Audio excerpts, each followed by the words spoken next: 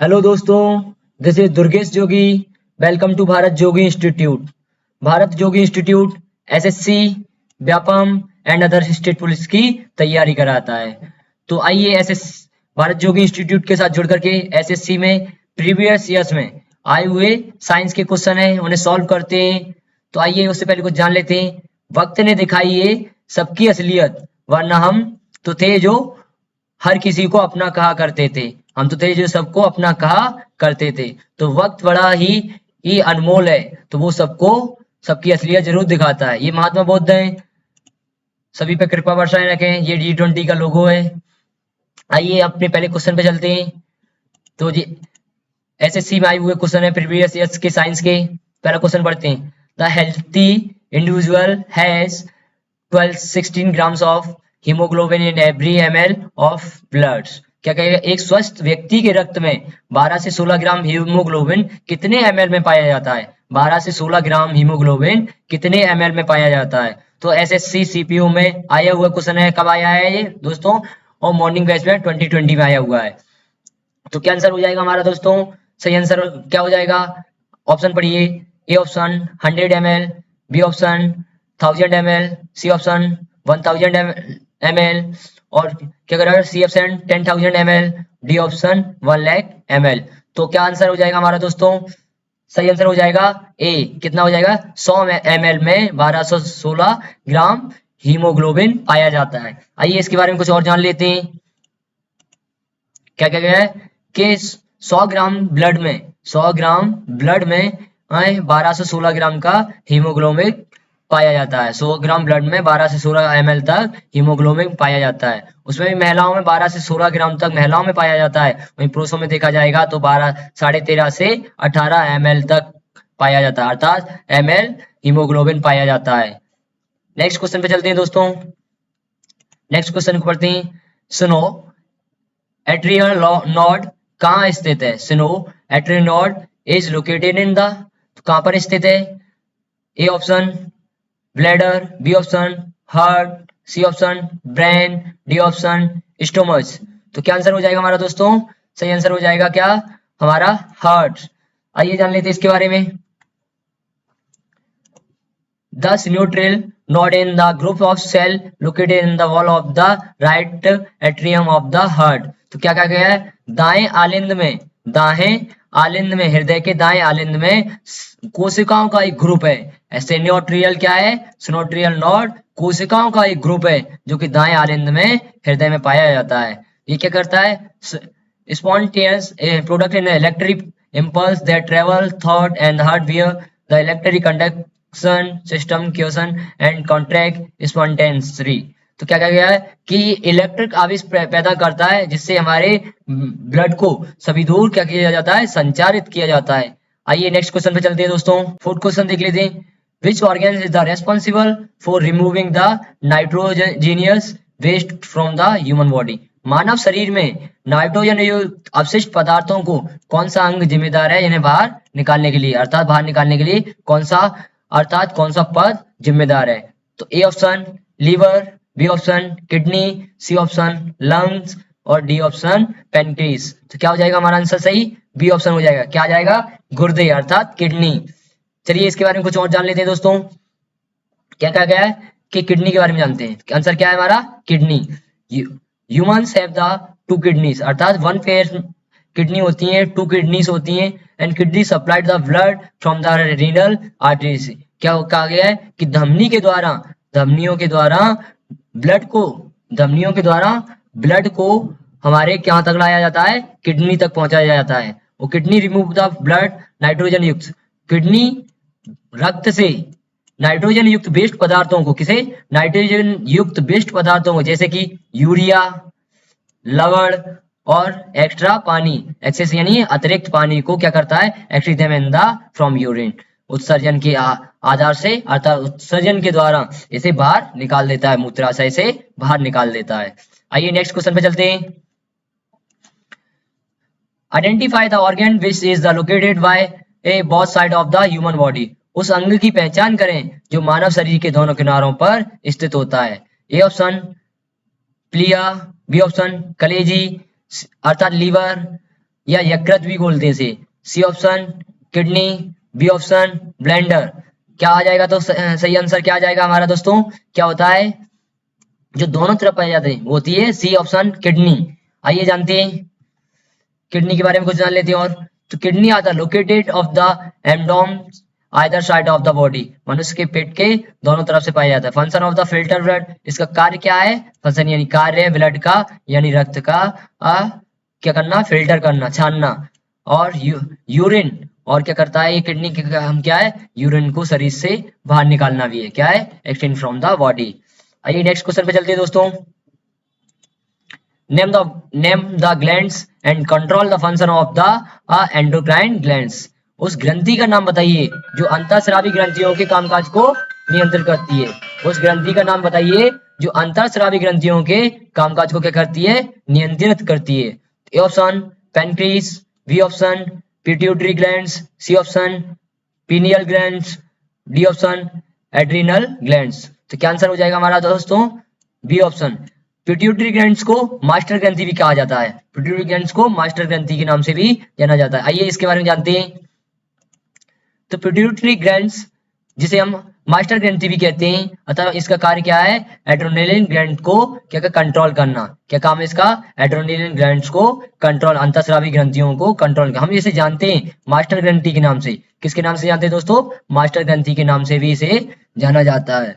और activity of the most other hormone secreted in gland. क्योंकि इसे मास्टर ग्रंथि के नाम से क्यों जाना जाता है? क्योंकि अन्य निकलने वाले अर्थात स्रावित होने वाले हार्मोन्स का कंट्रोल करती है, एक्टिविटी उसके कंट्रोल करती है। एंड ये किसका? डाइजेस्टिव सिस्टम अर्थात डाइजेशन पार्ट का ये हिस्सा है। किसका हिस्सा है दोस्तों? एक डाइजेस्टिंग पार्ट का ही हिस्सा है। किसका हिस्सा है? पाचन तंत्र का।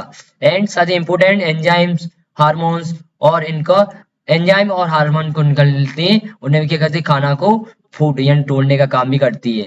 तोड़ने का मतलब पचाने का कार्य भी करती है। अब जान लेते हैं हम पीनियल ग्लैंड्स के बारे में। किसके बारे में? Pineal glands. पीनियल ग्लैंड्स से एक छोटे से स्मॉल यानी छोटे से पी यानी मटर के आकार की होती है, जो कि कहां पर पाई जाती है? हमारे मस्तिष्क में। कहां पर पाई जाती है दोस्तों? हमारे मस्तिष्क में। It is use to regulate and the melatonin hormones. ये किसका? मेलाटोनिक हार्मोन्स को क्या करती है? रेगुलेट करती है, उसे नियंत्रित करती है। और ये हमारे रेगुलेटिंग स्लीपिंग पैटर्न अर्थात हमारे टाइम को भी निर्धारित करती है, स्लीपिंग सोने के टाइम को भी निर्धारित करती है। Adrenal glands, the adrenal glands are known, हम जानते हैं किसे? एड्रिनल ग्लैंड्स यानी अधिवृक्क ग्रंथि। अधिवृक्क ग्रंथि को हम जानते हैं किस नाम के? सुप्रारेनल के नाम से। सुप्रारेनल के नाम से भी इसे जानते हैं। और ये variety of the hormone like the adrenaline and adrenalines and calciol aldosterone इन हार्मोनियों को क्या होता है? उत्सर्जन करती है। आइए नेक्स्ट क्वेश्चन में चलते हैं दोस्तों। नेक्स्ट क्वेश्चन क्या कह रहा है? Which of the following known as the energy ई करेंसी ऑफ द सेल। निम्न में से किसे सेल की ऊर्जा मुद्रा के रूप में जाना जाता है? क्या कहा गया है? किसे ऊर्जा मुद्रा, सेल की ऊर्जा मुद्रा के रूप में जाना जाता है? तो A option adenosine diphosphate, B option adenosine triphosphate, C option glycine triphosphate, D option adenosine phosphate. तो क्या हो जाएगा हमारा आंसर? ऊर्जा सेल के रूप में किसे जाना जाता है? अर्थात एटीपी को। किसे जाना जाता है दोस्तों? एटीपी को। आइए जान लेते हैं एडेनिन ट्राइफॉस्फेट के बारे में।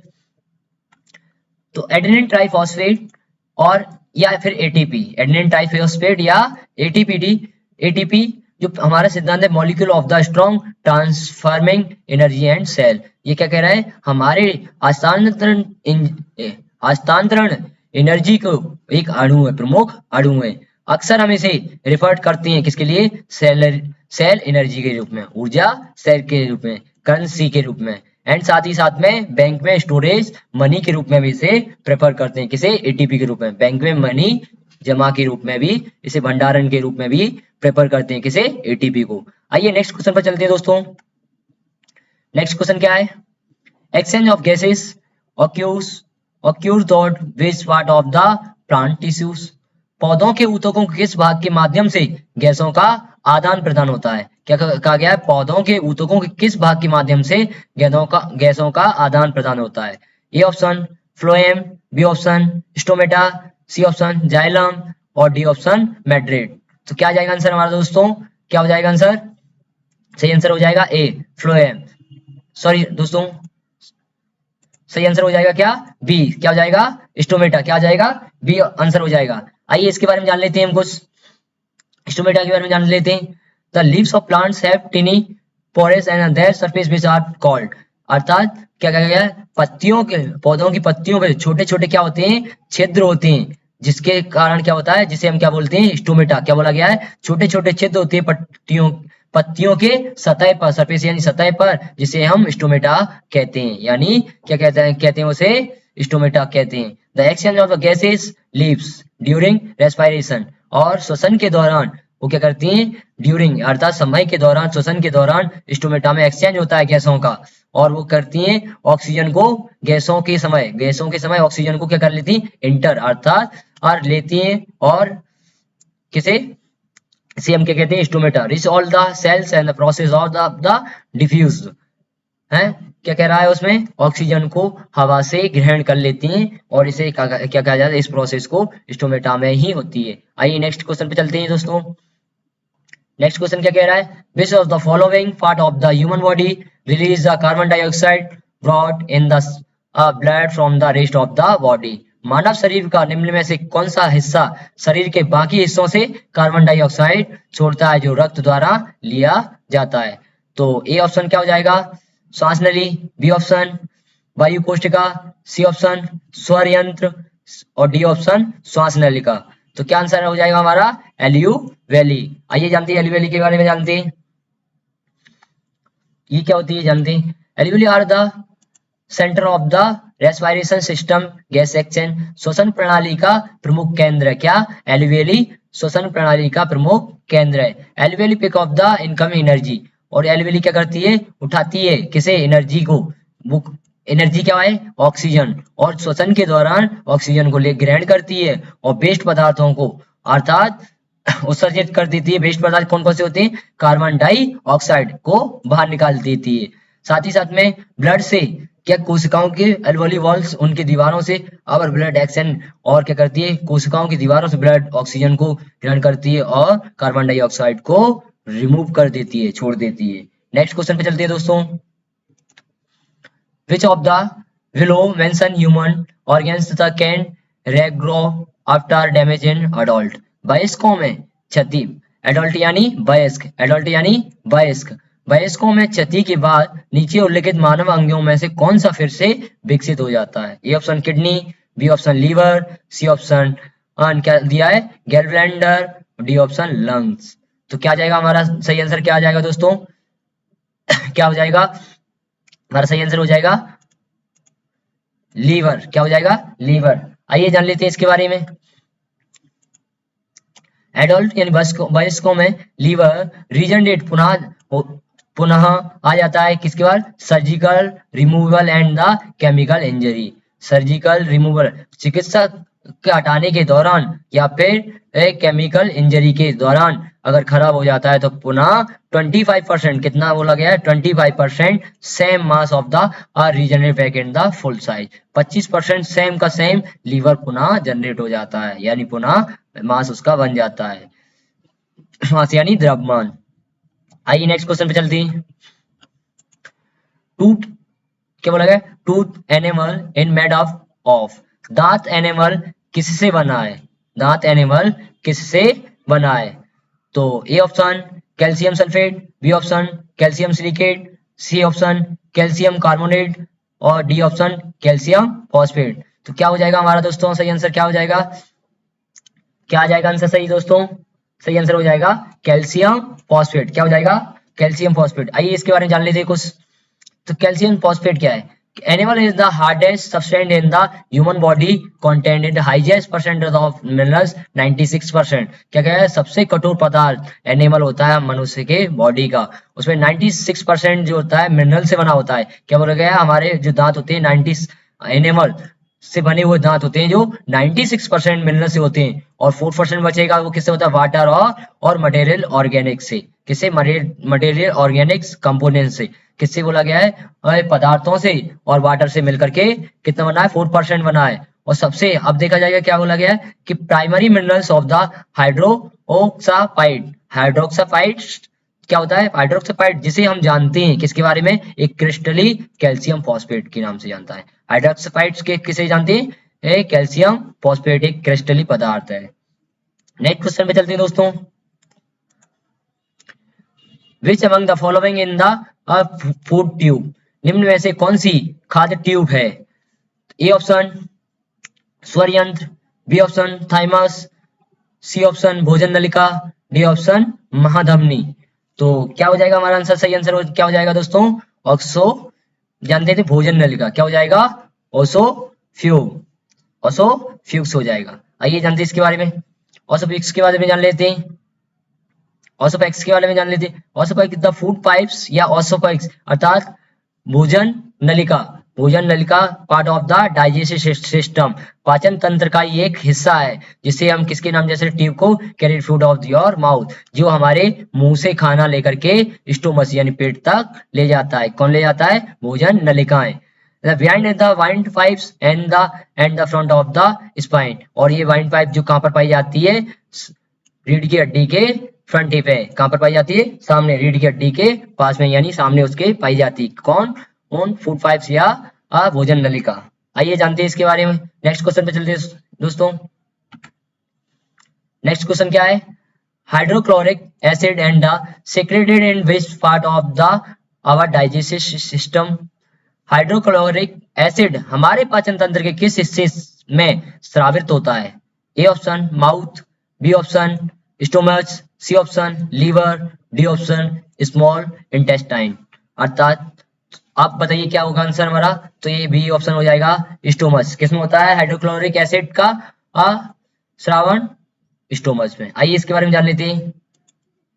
हाइड्रोक्लोरिक एसिड सीक्रेटेड स्रावित होता है हमारे पेट में और आवश्यकता है किस लिए? Activity the protein digestive enzyme and pepsin. किसके लिए? प्रोटीन को क्या करता है? डाइजेस्ट करता है एंजाइम को, जैसे कि पेप्सिन। अर्थात हमारे एक्टिवेट करता है, क्या कहता है? एक्टिवेट करता है प्रोटीन डाइजेस्टिव एंजाइम, जिससे पेप्सिन एक्टिवेट हो जाता है और प्रोटीन को पचाने में कार्य सहयोग देता है। आइए नेक्स्ट क्वेश्चन पे चलते हैं। Which of the following organs not part of the alimentary canals, निम्न में से कौन सा हिस्सा आहार नली का हिस्सा नहीं है? कौन सा अंग आहार नली का हिस्सा नहीं है? इसमें आहार नली का हिस्सा नहीं पूछा है। ए ऑप्शन बृहदांत मलाशय, बी ऑप्शन गुच्छा गुहा या अन्न प्रणाली, सी ऑप्शन पेट आंत, डी ऑप्शन यकृत या अग्नाशय। तो क्या पूछा गया है? आहार नली का हिस्सा नहीं है। तो कौन सा नहीं है? लीवर और पेनक्रियाज नहीं है। कौन सा नहीं है? लीवर और पेनक्रियाज, डी ऑप्शन। आइए इसके बारे में और कुछ जान लेते हैं। Elementary canal is the major part of the digestive system. ये क्या है? भोजन प्रणाली अर्थात पाचन तंत्र का एक प्रमुख हिस्सा है। कौन? Elementary canals. अब क्या क्या आता है इसके अंदर? माउथ, सेलिवरी ग्लैंड्स यानी लार ग्रंथियां, टीथ दांत, जीभ, फ्रेगंस ग्रेसनी, आहार नली, पेट, छोटी आंत, बड़ी आंत, कॉलन, बृहदांत। क्या आता है कॉलन में? बृहदांत। और क्या आता है? गुदा मूत्राशय या मलाशय, गुदा मलाशय। तो आइए नेक्स्ट क्वेश्चन पे चलते हैं। ये किसमें आते हैं? एलिमेंट्री कैनल के मुख्य पार्ट के अंदर आते हैं। आइए नेक्स्ट क्वेश्चन पे चलते हैं। नेक्स्ट और लास्ट क्वेश्चन है हमारा, the human body control every activity and the perform you perform. मानव शरीर में आपके द्वारा की जाने वाली हर गतिविधि को नियंत्रित करता है। A option respiratory system, B option nervous system, D option digestive system और लास्ट ऑप्शन क्या हो जाएगा? Reproductive system. तो हमारा क्या आ जाएगा? जो हर एक गतिविधि को नियंत्रित करता है अर्थात जिसे महसूस करता है, वो क्या हो जाएगा? B nervous system. आइए इस नर्वस सिस्टम के बारे में जान लेते हैं। नर्वस सिस्टम और the part of the animals अर्थात नर्वस सिस्टम जंतुओं का पार्ट है। Coordinate in the activity, coordinate and the actions, हर एक कार्य के कोऑर्डिनेट करता, हर एक कार्य में सहयोग करता है। किसमें? ट्रांसमिटिंग इन द सिग्नल, और किसके? सिग्नल को ले जाने लाने में भी सहयोग करता है, सूचनाओं का आदान प्रदान में सहयोग करता है। Different are the part of body. E nervous system detects environmental nervous system बाहर पर्यावरण में हो रहे बदलावों को भी क्या करता है, उसे पकड़ता है और हमारी बॉडी को इसके बारे में बताता है। Work of the tandem and the right of the endocrine system is the responsible save event. और ये क्या करता है, हमारे जितने भी बाहर पर्यावरण को बदलाव हो रहे हैं या कोई भी घटनाएं हो रही हैं उसके बारे में पहले ही हमें सूचित कर देता है। Thank you all of you. कैसी लगी क्लास? अगर अच्छी लगी हो क्लास तो आप लोग क्लास को शेयर कर सकते हैं, लाइक कर सकते हैं और सब्सक्राइब कर सकते हैं। Thank you all of you.